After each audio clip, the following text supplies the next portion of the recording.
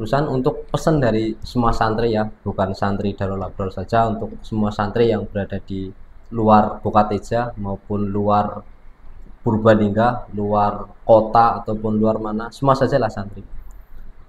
Niki ada satu dawuh saking Abah Yai Kiai Haji Abdul Sotik.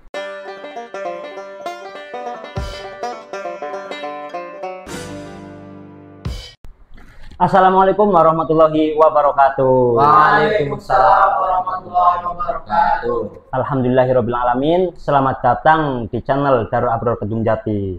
Perkenalkan, nama saya Khotibul Umam, biasa dipanggil Tibul atau Khotib asal jangan Umam. Di sini saya menjadi host. Pastinya kalian semua bertanya-tanya, ini apa sih? Ini video apa sih? Gitu. Saya akan menjelaskan bahwasanya ini adalah program baru dari channel Darul Abror Kedung Jati yang dikelola oleh media Darul Abror yang alhamdulillah sekarang sudah berkembang. Tepuk tangan. Nah, ini apa sih namanya? Ini adalah Podsanda. Podsanda itu apa? Podsanda itu podcast santri Darul Abror yang ada. Oke, Podsanda adalah podcast santri Darul Abror yang isinya adalah edukasi, cerita-cerita atau sharing-sharing pengalaman yang ada di pondok pesantren Darul Abror. Ya, saya mengucapkan terima kasih kepada pimpinan pondok pesantren Darul Abror, yaitu Abah Kiai Haji Abdul Sotik Wahlul Baitihi, yang telah mendukung dan menyupport program baru dari media Darul Abror. Dan saya juga berterima kasih kepada para penonton yang sedang menonton, yang telah menyupport, mendukung semua. Terima kasih. Mungkin banyak yang penasaran nih, bagaimana sih kehidupan santri di sini, bagaimana sih sehari-hari apa yang dipelajari. Nah, sekarang saya sedang bersama satu santri pondok pesantren Darul Abror, yaitu yang di depan saya. Nah, mungkin bisa kenalan dulu ya, Kang? Bisa. Monggo. Perkenalkan, nama saya Ibnu Syarifuddin. Saya berasal dari Nangka Sawit, Kejobong. Untuk alamat lengkapnya sih tidak usah saya perjelas ya. Hanya dari Nangka Sawit gitu ya. Untuk saya itu kalau di pondok biasa dipanggil Tasrif. Biasa dipanggil Tasrif. Kalau Ibnu Syarifuddin itu di pondok tidak terlalu terkenal, tapi terkenalnya itu kalau di pondok itu Tasrif. Bahkan kalau ada orang yang mencari saya di pondok itu nyarinya Ibnu Syarifuddin itu nggak ketemu, malah kan bahkan ketemunya kalau ada orang yang mencari di pondok itu ketemunya dengan nama Tasrif gitu.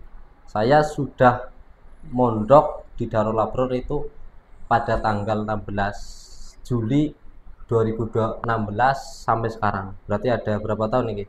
3 tahun. 3 tahun. Saya baru 3 tahun. Ya, saya 10 tahun. Baru 3 tahun. Ya. Yang 7 tahun itu saya hanya makan dan tidur doang. Iya. Kayak gitu. Mungkin perkenalan dari saya hanya sebatas itu. Bentar dulu, kan namanya Ibnu Syarifuddin. Nama saya Ibnu Syarifuddin. Asli. Kok bisa dipanggil Tasrif itu gimana? Ceritanya? Itu mempunyai sejarah itu. Oh, sejarah. Aslinya itu mempunyai sejarah. Sejarahnya dulu pas waktu di rumah itu kan kalau teman-teman desa itu biasa manggil nama asli itu di apa namanya? Diselewengkan.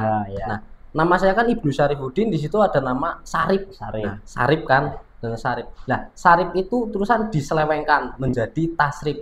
Nah, dari dulu itu nama saya sudah Tasrif. Terusan saya mondok di Darul Abror. Setiap santri itu mempunyai sandal.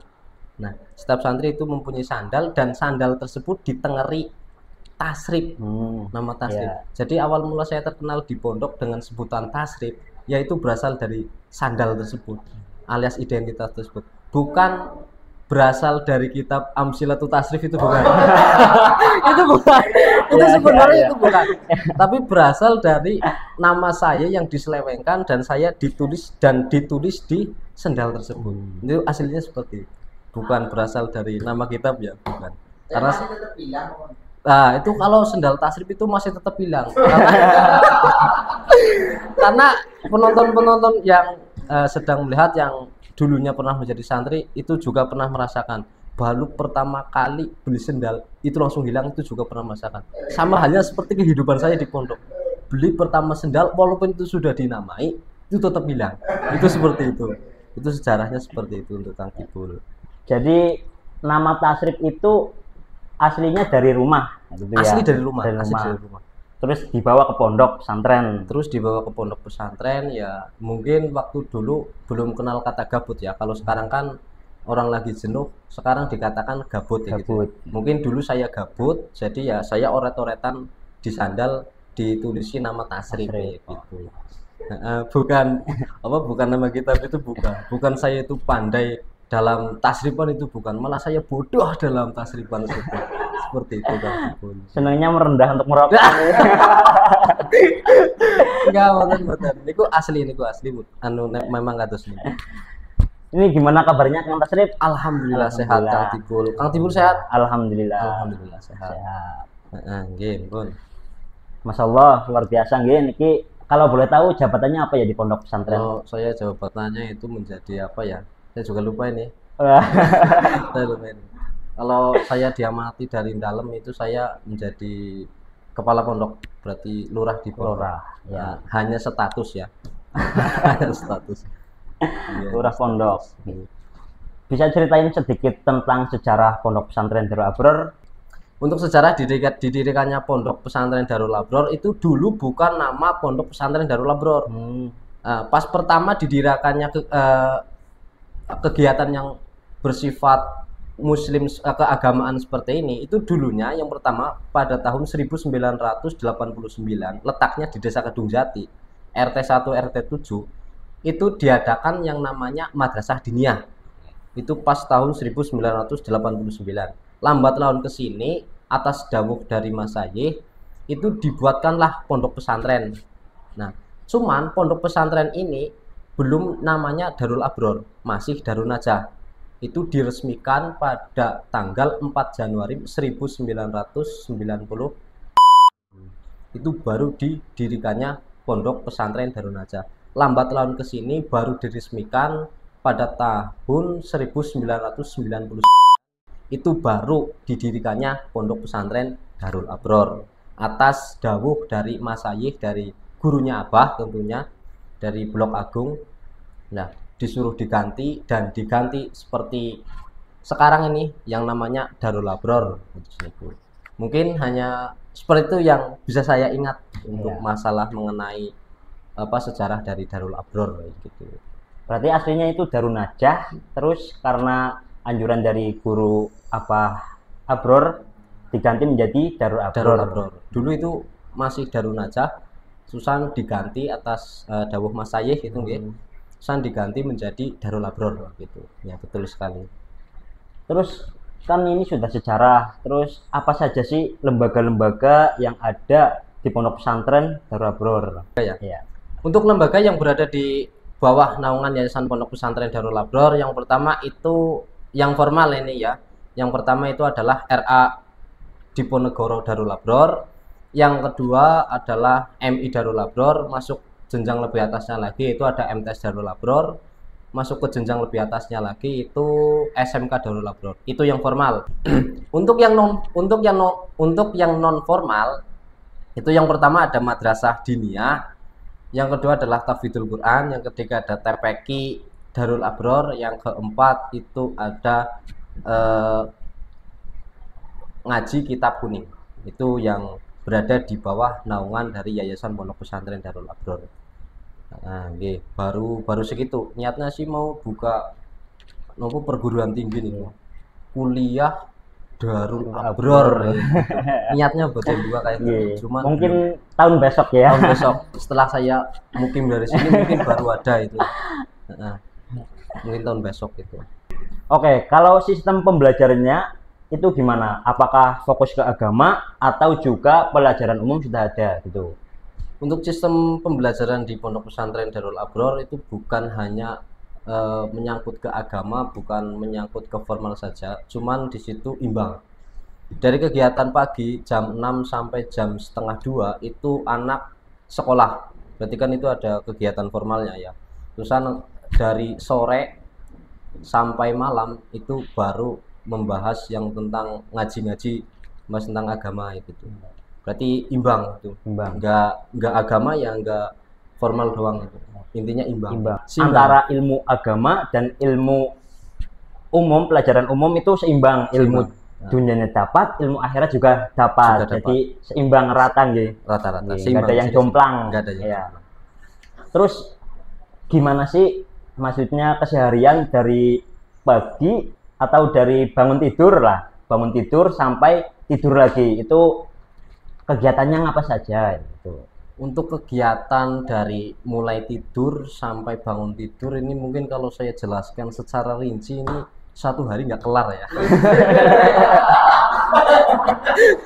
Cuman saya bikin dipotong aja ya. Iya. Untuk pertama bangun tidur itu di bel jam 3:30 itu sudah di bel. Dioprak-oprak, langsung persiapan sholat subuh dan tahajud. Oh iya. Kalau ada yang mau. Iya. Ya kalau ada yang mau itu ya kan tergantung orang kan ya. Gitu. Nah, terusan melaksanakan sholat jamaah berjamaah setelah sholat jamaah subuh itu diadakan yang namanya kegiatan ngaji bandongan bersama Pak Kiai. Setelah ngaji bandongan diadakan yang namanya ngaji tartilan, ngaji Quran biasa itu.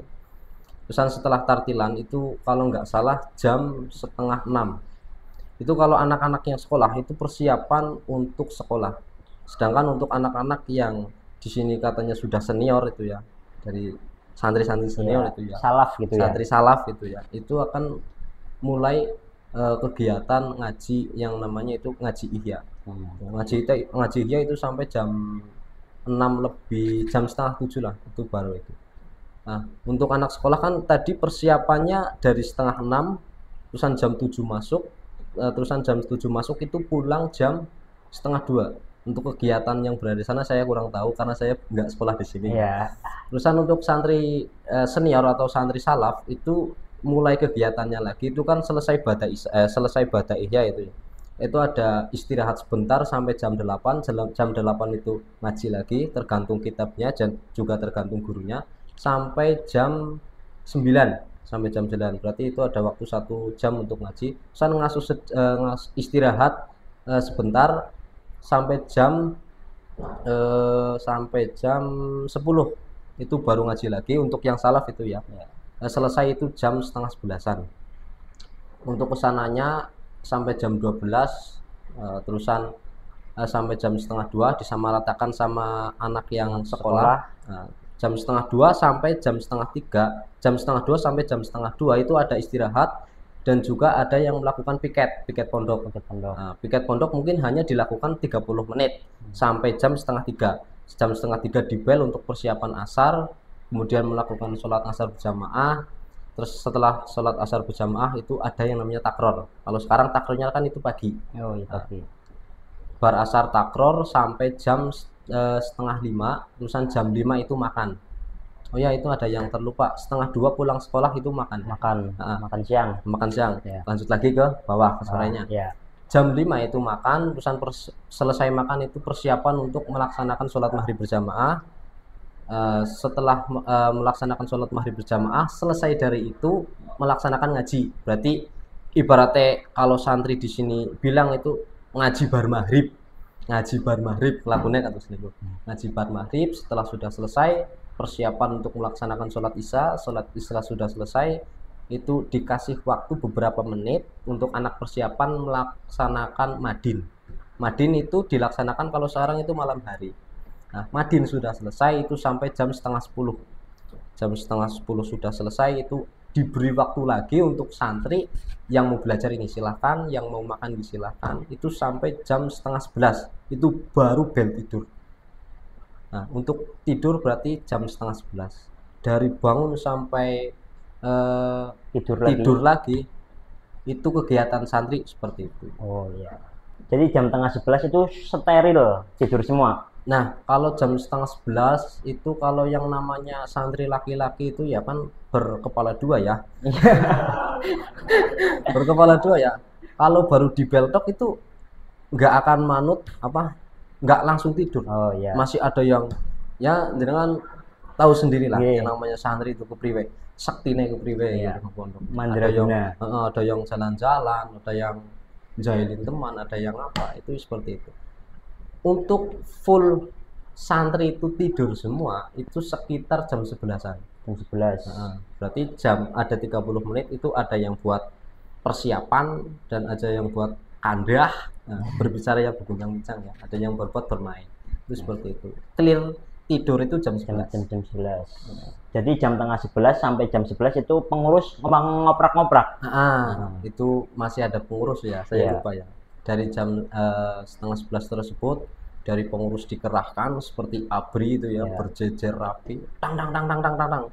Kowe ora gelem turu, tidur. Itu jam 11 sudah bisa tidur semua ya. Luar biasa ya, sehari-harinya santri itu sangat memakan energi. Pikiran, fisik itu sudah sangat terkuras. Menurut Kang Tasrif sendiri, tantangan apa terbesar di dalam pondok pesantren? Untuk tantangan tersendiri dari perilaku dari saya pribadi ya, itu untuk tantangan semua santri saja ya, tantangan semua santri saja itu berlatih untuk menimbulkan yang namanya sifat kedewasaan dan menumbuhkan yang namanya sifat mandiri gitu ya. Dari orang tua sudah titip anaknya ke pondok kepada pengasuh, sedangkan pengasuh mempunyai tangan kanan yaitu berupa pengurus ya, kayak kami ini yang berada di pondok pesantren ini yang ditugaskan menugasi itu ya, bagaimana caranya kita bisa mendidik anak tersebut bisa berhidup mandiri. Bukan mandiri itu kon adus dewek, ini bukan boten nggih. Sana satu mandi sendiri. Masa dusi nyong ujar. Kon mandi kan adus. Dusi sana satu nyong. Maksudnya mandiri itu ya kepriwe carane santri di situ bisa hidup tanpa yang namanya ada orang lain. Nah, dan juga santri di situ dididik untuk menjadi orang yang penyabar, penerima gitu. Nah, untuk tantangan dari santri ya mungkin seperti itu ya. Masya Allah, berarti sangat membentuk karakter seorang anak. Itu modal bawah ya, modal paling dasar itu ya, ketika dengan para orang tua yang mau mondokkan anaknya ya, kehidupan di pondok seperti itu, benar-benar membentuk karakter yang baik, mandiri, disiplin gitu ya. Mandiri, disiplin seperti itu bisa mendirikan karakter yang seperti itu. Nah, dari semua pengalaman ini menurut Kang Tasrif, pengalaman apa yang sangat susah untuk dilupakan? Dalam segi apa ini? Ya, apa saja. Dalam segi ngurusi bocah apa dari kepribadian saya pribadi? Dari pribadi dulu. Kalau dari kenangan yang sulit dilupakan untuk diri sendiri ya, ketika saya di sini ngaji terus di situ dibenduni, dimarahi oleh guru.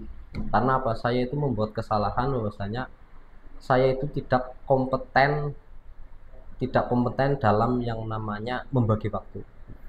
Sudah jatahnya waktu ngaji itu saya tidak ngaji. Nah, otomatis kalau ada santri yang tidak ngaji sedangkan saya sudah menjadi pengurus, itu saya langsung dihukum di dalam, diomongi di dalam.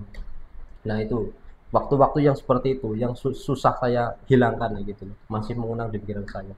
Oh, berarti yang namanya guru itu sangat mementingkan kepada santrinya. Nah, itu untuk pribadi. Untuk dari kenangan yang sulit dilupakan dari ngurusi bocah, ngurusi lare anak-anak orang tua dari orang lain ya itu sangat banyak lah intinya. Saya akan ceritakan satu.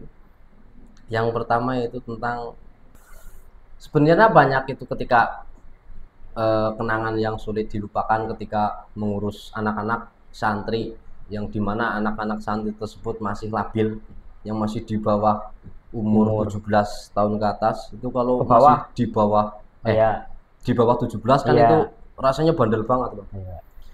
Anak dibilangnya seperti ini, hei kamu jangan ke situ, sih tetap ngeyel ke situ. Hei kamu harus ikut madin, masih tidur.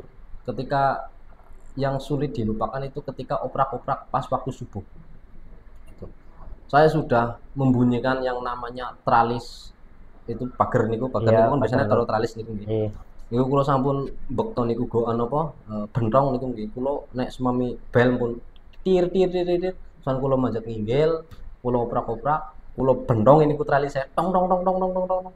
Dan niku biasanya ada anak yang tangi kur kayak gitu sendiri. Ngelejep tok. Tapi kur ngelejep tok. Mboten purun tangi niku. Bar niku kula parani, kula gugah, ngana wudu maring isor. Sana ke bawah ambil air wudhu, ntar badan kamu segar. Saya sudah bilang seperti itu, tapi dari anak belum bisa memahami, mungkin ya masih belum sadar itu ya, masih di bawah alam sadar. Jadinya anak itu masih kayak gini. Nah, masih kayak gitu. Nah, saya keliling lagi untuk cari anak yang lain, saya bangun lagi yang lain, terusan saya ke situ lagi, anak itu masih kayak gini. Nah, itu momen-momen yang belum bisa saya terlupakan. Itu walaupun saya ini masih nyantri di sini, tapi momen-momen seperti itu ya insya Allah bisa saya kenang sepanjang hidup saya kalau saya masih hidup. Amin. Halo. Luar biasa. Terakhir ada pesan nggak buat mungkin ada yang lagi nonton mau mondok di sini gitu, yang masih ragu gitu, ada nggak? Ada pesan untuk pertama untuk wali santri terlebih dahulu ya. Untuk wali santri bila mana menyaksikan video ini ya, ketika kalian memondokkan anaknya di sini sudah pasrah 100% kepada pondok pesantren Darul Abror. Di sini sudah ada Pak Kiai, pihak Pak Kiai itu sudah riadoh setiap hari itu loh, mendoakan anak-anaknya, mendoakan santri-santrinya. Nah, untuk dari wali santri tersebut pasrah, percaya kepada kiai tersebut.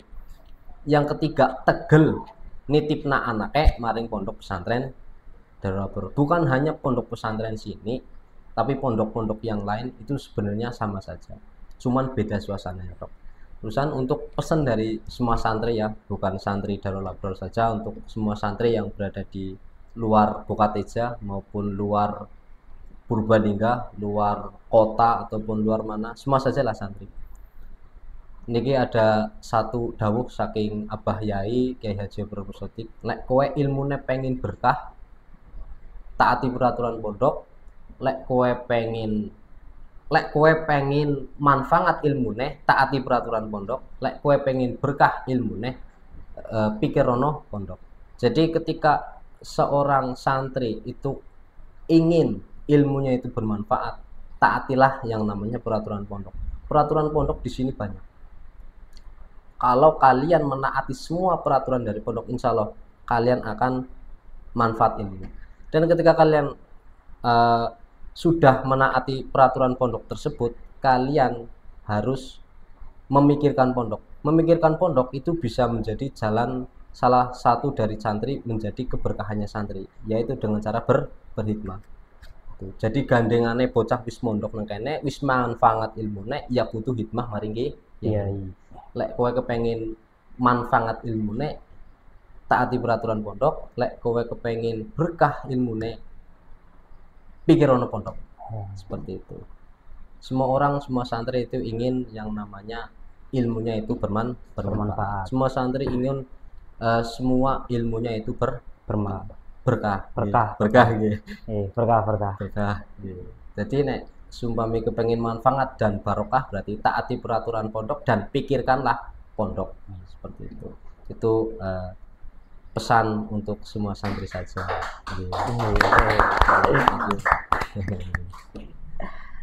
Sepertinya dari tadi kita berbincang-bincang, ini tenggorokan sudah mulai kering. Oh iya, monggo. Ini sudah serat sekali ya Allah. Ya. Ini terima kasih ya.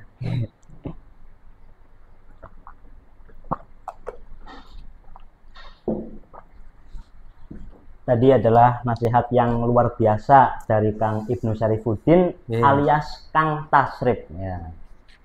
Terima kasih untuk Kang Tasrif yang sudah mau berbagi cerita pada hari ini. Satu lagi Kang. Apa itu? Di Pondok Pesantren Darul Abror itu membuka penerimaan santri didik baru PSPDB yang dibuka sekarang itu baru gelombang 1. Jadi bagi wali santri atau bagi santri atau calon Calon, santri ya. yang ingin mondok di Pondok Pesantren Darul Abror, silahkan bisa scanning Hubungi nomor di hubungi bawah ini. nomor di bawah ini, itu bisa. Sekarang baru gelombang 1. Insya Allah mondok niku kepenak. Sing jeruk duit ya kepenak. Nah, bon terus niku. Untuk informasinya PSPDB itu sudah ada di Sudah media, ada di media, ya, sudah ada di dari media. semua media. Semua media itu sudah ada. Tinggal kalian mau menyentuh atau enggak, Ya. mengeklik atau enggak. Tinggal hubungi nomor yang tertera. Nah, tinggal menghubungi nomor yang tertera. Maksud saya itu. Ya. Ya. Oke. Baik, sahabat Darul Abror Kedung Jati. Inilah tadi perbincangan obrolan kita pada hari ini tentang kehidupan di Pondok Pesantren Darul Abror. Dan semoga bermanfaat, bisa menginspirasi semua orang, dan sampai jumpa di episode selanjutnya. Wassalamualaikum warahmatullahi wabarakatuh. Waalaikumsalam warahmatullahi wabarakatuh.